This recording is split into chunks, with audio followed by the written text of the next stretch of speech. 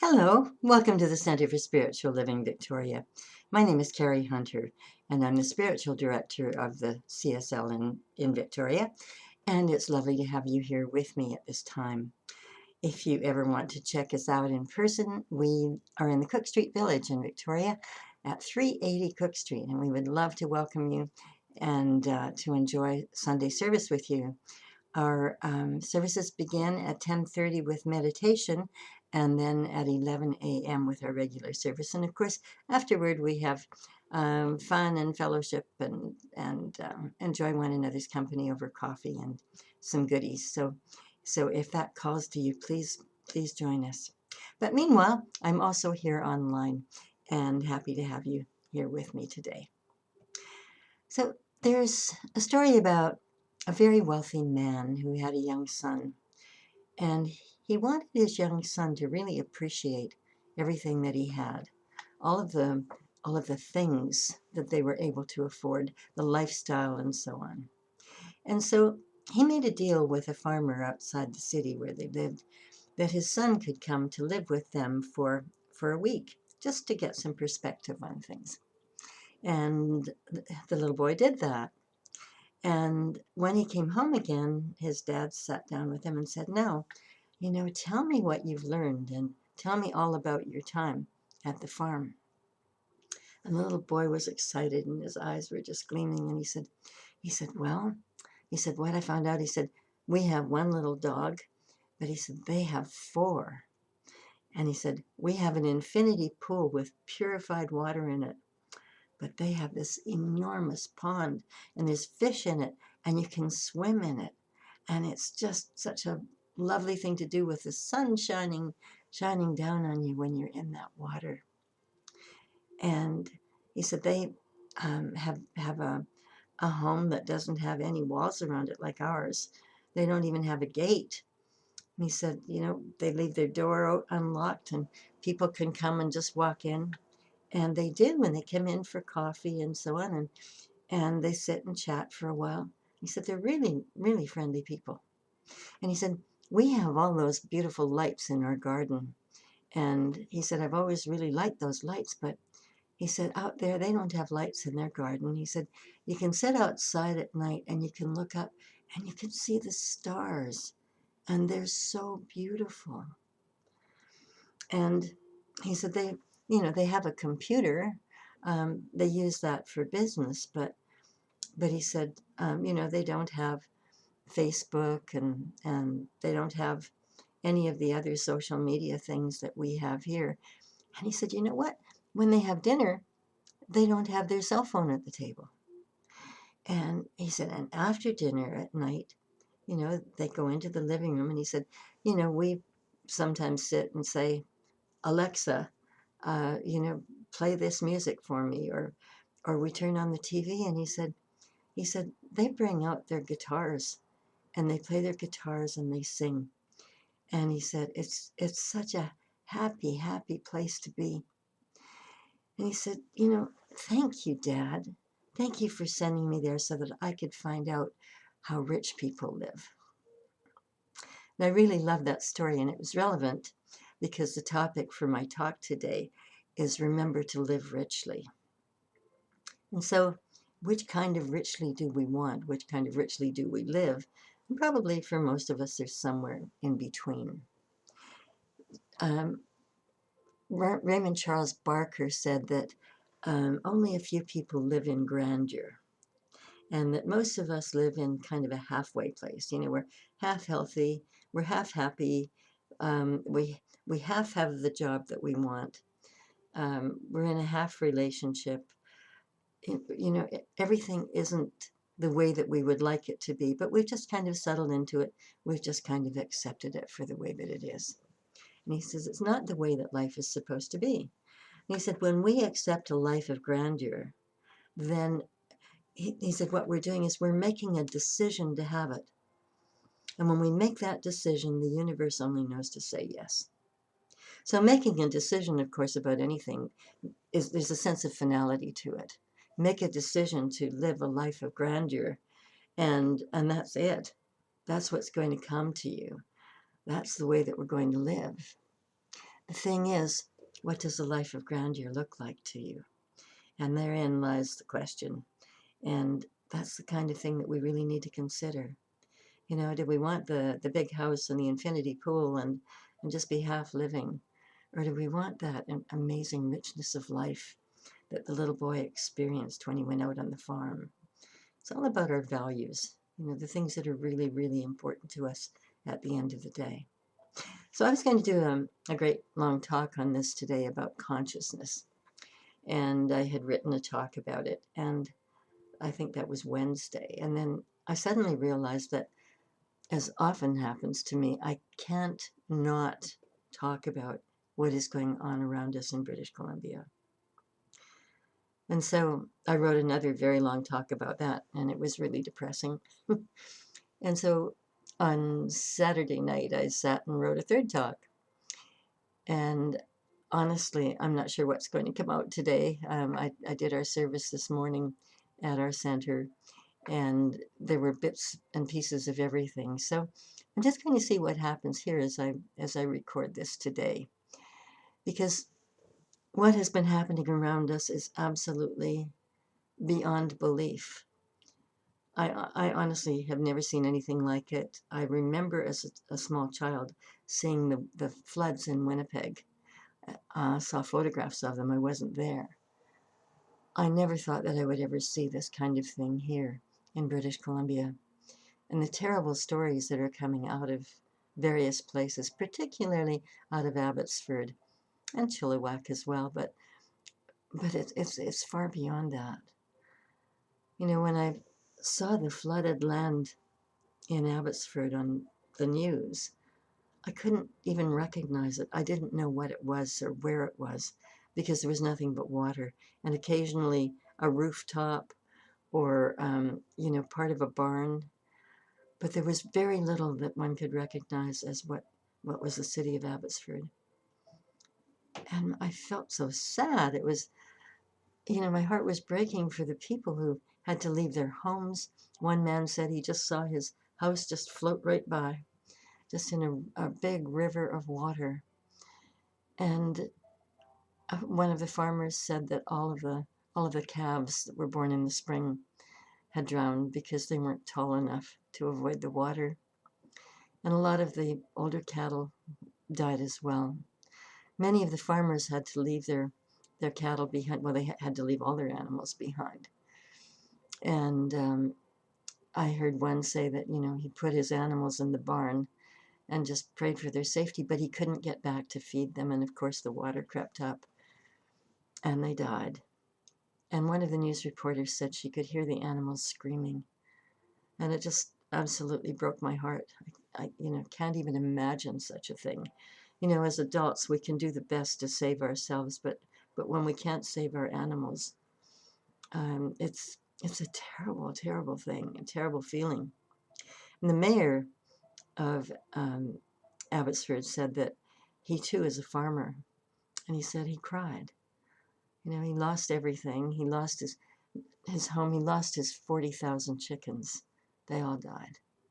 40,000 chickens. Now, I heard on the news that 969 farms are underwater, and another 169 are under evacuation alert. It's terrifying stuff. I have friends in Chilliwack, and I called them, and they're safe. And they said there was no water in their immediate vicinity. The thing is, they couldn't get into Chilliwack, couldn't get out of Chilliwack because the highways were closed. Trans-Canada Highway was a river. There's damage done to the highways. The Coquihalla Highway has big chunks out of it that won't be repaired for many months. And our government officials have said they're going to have to be upgraded because of global warming, because this kind of thing can't happen, shouldn't happen again. And I heard about 1,000 vehicles stranded in the town of Hope. 1,000 that had 1,200 people who were attached to those vehicles. And part of the Malahat was washed out. There's now traffic going in both directions with 2 lanes open, but that highway, the importance of it was that it was expanded so that there would be fewer accidents. It's like the world has gone mad. It's gone mad around us. One of the members of my congregation said that he came down from Up Island, and directly behind him there was a mudslide. He just avoided that mudslide, and he was visibly shaken by it. And who wouldn't be? They've been, finding bodies in mudslides. It's the biggest tragedy that I can imagine, and I did read somewhere today that it is considered to perhaps be the worst disaster that's ever happened in Canada, and it's happening here. And so, as I was looking for some hope in this, some good in this somewhere, I was remembering that a couple of days ago I heard that on Tuesday the forecast was for another 80 millimeters of rain. Well, that's almost 12 inches of rain, and that's what caused the flooding in the first place. And I was just thinking, no, this is not what we need. This is not what's going to happen. We don't have to have another 80 millimeters of rain. And I was just feeling so adamant about it. And then this morning on the news before I went to church, the thought was crossing my mind, and I checked out the news briefly, and I saw that the forecast had changed. And Tuesday, the forecast is for sunshine, not for 80 millimeters of rain, but following that, it's predicted that there will be between 30 and 50 millimeters. So it's gradually coming down. So let us together visualize that there is no more heavy, heavy rain like we have had. The river of rain, it was called. Let's just see that whole forecast just dissipates and is gone, and that people can recover, and that homes can be rebuilt, and whatever needs to be done can be done. Our center got involved today, and we felt we had to do something. We're a tithing center. Each year in January, we go into our tithing fund and decide who we're going to give that money to. Typically, it's a local charity or a couple of local charities. And we had an emergency board meeting on Wednesday night and decided, no, that's not good enough. We have to give right now. And we were talking about the Red Cross, but then one of our wonderful board members said, the governments are going to move in and provide the necessary means to rebuild those towns and to rebuild the highways and so on. The SPCA is in there looking after animals, hauling cows out of the water and doing the best that they can do. Let's give to the SPCA. So we made the decision that we would contribute $1,000 immediately to the BC SPCA. And today at our center, we had special envelopes for people to add to that by putting in their own donations. And so I know that it's going to be a lot more than $1,000 that goes to that particular cause. And if you would like to join in doing that, you can send an e-transfer to donate at cslvictoria.org. Or you can go to our website, www.cslvictoria.org, and there's a donate button there. And that will take you to PayPal. And if you don't have a PayPal account, it's fine. If you look at the small print underneath, it says, would you like to use a credit card or a debit card? And you just click on that, and then it will go through. And your name goes with that, so our treasurer can record that and see that that money goes directly to the BC SPCA. And also you will get a tax receipt for that. So a little commercial in the middle of it there, but it's so important to us to do something right now, to make sure that we're involved in some way. And as this was going through my mind and so many other things this week, I started to think about, how can this happen? I mean, we've been told that global warming is upon us for quite some time. We are in climate crisis. And I was remembering back in the 1970s, David Suzuki wrote a daily column for the Globe and Mail. I used to read it faithfully. And one day, his column wasn't there, and he'd been fired. He was fired because he scared people. He predicted what was going to happen, and it scared people. And so rather than having people fearful, he was fired. His column disappeared. And, look what's happened to us. Perhaps because we were afraid, or somebody else was making the decision that we would be too frightened to receive bad news. Sometime we just have to do that. We have to face the music. We have to look and see what it is that is going on, and then do something about it when we can. If we had started the kinds of initiatives in the 1970s that we are into today because we are forced into them, we might have a totally different outlook today. This beautiful earth that we live on can only sustain so much. And I think that we have done so much damage that Mother Earth just is giving in. The earth will survive. There's no question about that. It will return to its pristine beauty. Who knows how long that will take? The question is, will we, as humankind, survive? Now, I didn't want to get depressed with this or depressing with this, but these are serious questions. And, one of the things that we teach, and we teach it all the time, is that, what we focus upon expands. Our thoughts create our reality. And that's a really, really important thing to consider right now at this time. Our thoughts create our reality. I mean, this can be proven now with quantum physics. I'm not just making this stuff up. So what we think about, and I don't mean just fleeting thoughts, but I mean things that we dwell upon, things that we focus upon, things that we have a deep and abiding belief in, begin to happen.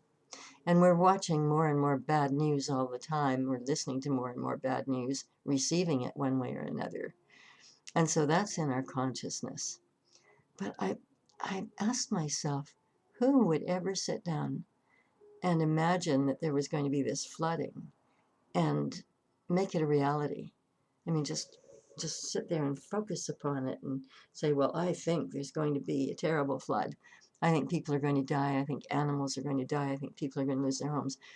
Like, who would ever think that? And so that's where this teaching seems to fall apart in some ways, because it's always a question that comes up when there's when there's some kind of a disaster. And as I was thinking about that last night, I thought, no, this started a long time ago. It wasn't that we were sitting around thinking about this happening. What we were doing is we were not thinking about Mother Earth. We were not thinking about the pristine beauty. We were not being grateful for it in the sense that we were not protecting her. We were not recycling back in the 70s or the 80s. I don't even remember when the recycling began. But it was, it was a little bit that was too late. And so we continue to recycle, and we need to do something about fossil fuels. We have these kinds of things going on all around us, and we don't want it to be too late. And so what we need to know is that it's never too late for us to get involved collectively. When we pray together, when we meditate, it is incredibly powerful. It creates a vibration that spreads out far beyond wherever we are. And I was reminding our people today that, many years ago in Washington, D.C., 2,700 people got together every day and meditated to see if they could bring down the crime rate in D.C. And in fact, it diminished by 75% at the end of the summer. That's from 2,700 people meditating. And then they stopped. It was an experiment. We're beyond the time of experiments. It's time for us to get really serious about this. It is time for each of us, in our own way, either collectively or individually, to be praying and to be meditating and to be envisioning the kind of world that we want to live in. To be seeing these floods dissipate, to be seeing people back in their homes, to be seeing our roadways made whole again. And I started to see what I would call some bits of people living richly during this last week, people who were giving. I saw the head of a food bank in Chilliwack say that, he couldn't get in or out of Chilliwack, but what he did, he heard about the 1,200 people who were stranded in Hope without food. And so he made 1,200 sandwiches, and he had a helicopter airlift them into the town of Hope so that people could have a sandwich that night. And by the next morning, he'd made 1,200 bowls of chili that could be distributed. And helicopters or helicopter companies started to donate their helicopters for whatever was required. And the Canadian military landed in Abbotsford. They safely landed there and were ready to go to work to help rebuilding the dike that had been breached by the floods, to do whatever work that was required. I saw a teenage boy say that he was there to do whatever he could do to help. He said, today it's Abbotsford, it's these people. Tomorrow it could be me. And I thought, we have a younger generation growing up that is not feeling helpless. As we look at this vast disaster, it's fairly easy to feel helpless. But we can all do something. And we need to decide what it is that is ours to do. And that's where meditation helps too. I don't think that many people can get out there with boots on the ground to help because of the condition of the highways. But we can pray, we can meditate, we can support causes like the BC SPCA or the Red Cross, whatever it is.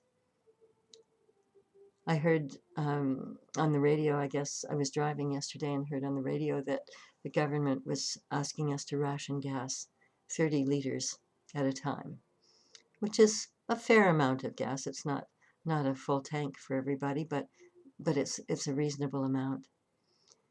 And I heard Gloria Makarenko on CBC say to someone that she was talking to,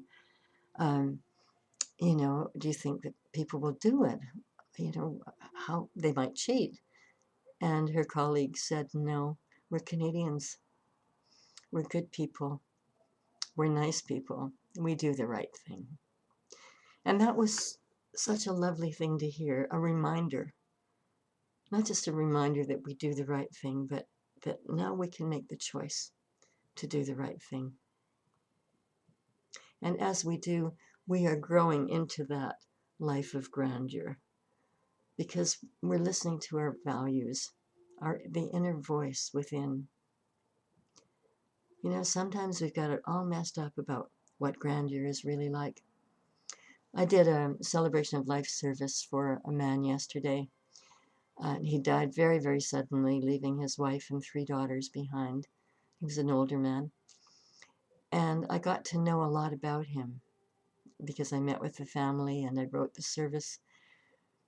And his daughters said, Dad woke up every morning and said, oh, I love my life. This is a wonderful day. And he always had a big smile on his face. Always. Every day right up to the end. And he loved his girls. He loved his wife.